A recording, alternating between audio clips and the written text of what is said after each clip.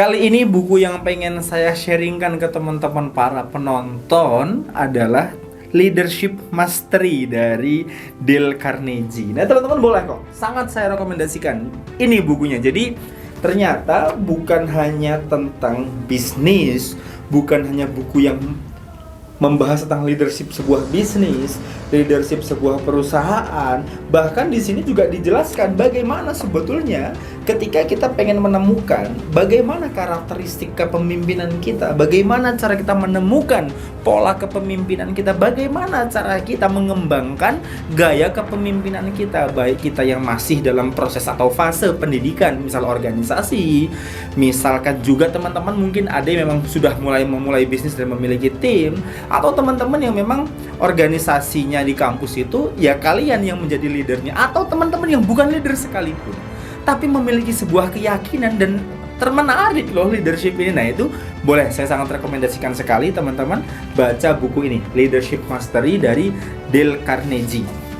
Nah, hal yang menarik di awal selalu buku-buku yang dari luar negeri, buku-buku yang bestseller itu tuh selalu menarik ketika di awal itu diawali dengan, di bagian awal maksud saya itu diawali dengan cerita tokoh-tokoh begitu ya. Jadi ketika waktu itu buku yang pernah saya baca dan saya kasih ke teman-teman bagaimana ketika di awal itu testimoni, bagaimana cerita tentang Haspapis gitu, tentang Levi's begitu, Levi's, dan itu banyak banget lah, teman-teman boleh tonton atau boleh cari tahu lagi, beli buku-buku yang seperti itu. Tapi menariknya teman-teman, di buku ini apa yang dilakukan para pemimpin, nah itu tuh bab pertamanya, apa yang dilakukan para pemimpin, di mana yang dilakukan mereka tuh sebetulnya tuh kok bisa perusahaan yang mereka pimpin itu tumbuhnya pesat, kok bisa perusahaan dan tim-tim yang mereka pimpin itu kok memang lebih kuat dan memang sampai di target-target mereka, kok bisa. Nah itu yang dilakukan itu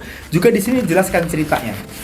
Mulai dari ceritanya dari di sini dijelaskan dari Levi Strauss, terus kemudian Gates and Jobs, cerita hubungan Jobs dan Gates, Bill Gates, apa ceritanya, Steve Jobs bagaimana ceritanya, Johnson and Johnson, teman-teman kalau tahu sampo Switsal kan, nah itu Johnson and Johnson itu bagaimana. Dan ini, nah selanjutnya ternyata pemimpin-pemimpin pada masa lampau itu menjadi begitu luar biasa untuk contoh zaman saat ini begitu teman-temannya. Dan ini tentu yang bisa membuat kita lebih belajar lagi tentang gaya kepemimpinan seseorang. Bahkan teman-teman untuk memang yang pengen fokus kepemimpinan, saya sangat saranin banget deh untuk kalian bukan hanya baca buku ini, tapi juga kalian sering nonton tokoh-tokoh yang masih ada sekarang. Saya pengen cerita di dalam buku ini, sengaja saya ini supaya saya bisa menemukannya lebih mudah teman-teman. Saya ingin menunjukkan ke kalian ada di sini tentang rapat, bagaimana sebetulnya cara memimpin rapat, bagaimana sebetulnya ketika kita mampu mengembangkan tim-tim kita dalam proses rapat dan memang obrolan yang membangun begitu teman-teman.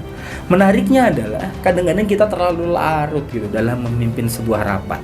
Ada yang memang terlalu larut, jadi rapat itu bisa sejam, bisa 2 jam, bisa 3 jam, bahkan bisa berjam-jam sampai pulang kantor, sampai pulang, sampai kelar gitu. Lama banget rapat. Contoh kalau di kampus itu musyawarah untuk menentuin ketua aja sampai berhari-hari gitu, 3 hari nginep gitu. Nah itu apa sebetulnya? Buat apa begitu? Nah jadi di sini juga diajarkan bagaimana kita tuh ada, kalau di luar sana ada teori namanya Six Thinking Hat gitu. Jadi bagaimana kita itu berpikir dengan 6 topi yang berbeda.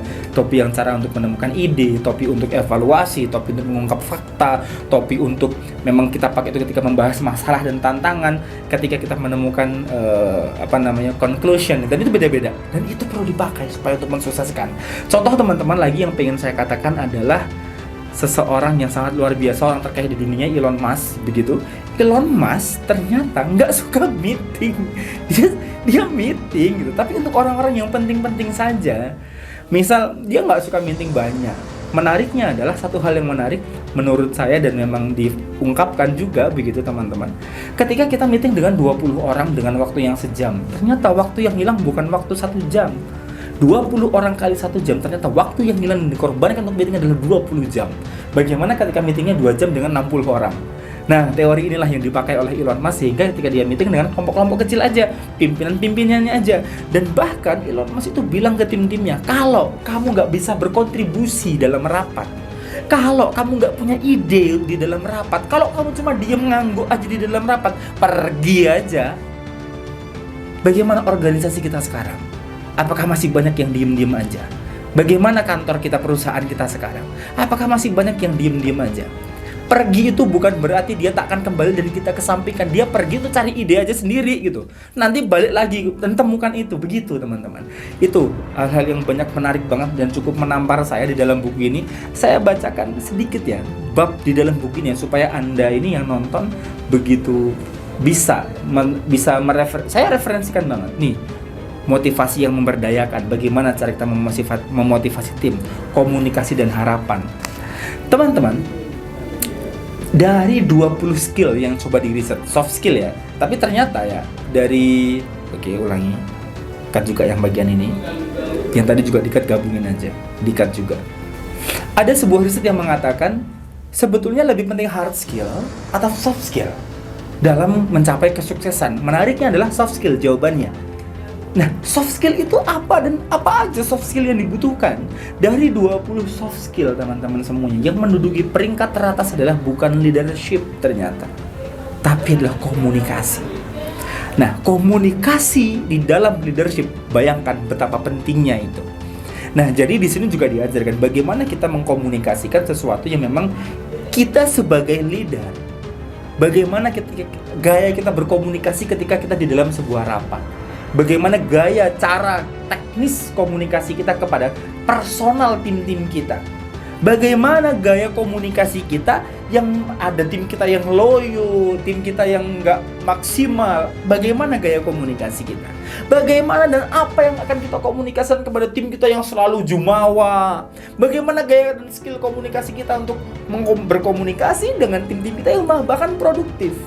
Jadi dalam proses memimpin, kita jadi pemimpin, jadi leader, atau yang memang kita tidak menduduki sebuah jabatan leader, bukan sebagai ketua organisasi, bukan sebagai manajer, CEO, bukan sebagai direktur, tapi kita juga bisa ternyata memiliki karakteristik leadership. So, pelajari. So, buat dirimu untuk menaklukkan 5 level of leadership. Dan ternyata teman-teman semuanya, jabatan itu ada di tingkatan paling rendah dalam 5 level of leadership. Silakan pelajari dan baca buku 5 Level of Leadership dari John C. Maxwell.